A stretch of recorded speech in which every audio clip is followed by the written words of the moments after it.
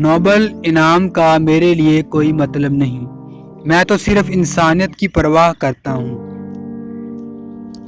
मेरा मजहब इंसानियत है, जो कि इस दुनिया में किसी भी मजहब की बुनियाद है। इंसानियत से बड़ा कोई मजहब नहीं है।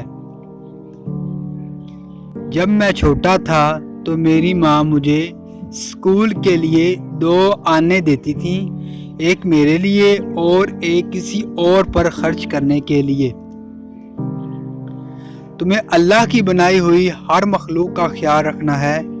मेरा मकसद हर उस शख्स की मदद करना है जो मुश्किल में हो। लोग तालीम याफ्ता हो गए मगर इंसान बनने में नाकाम हो गए।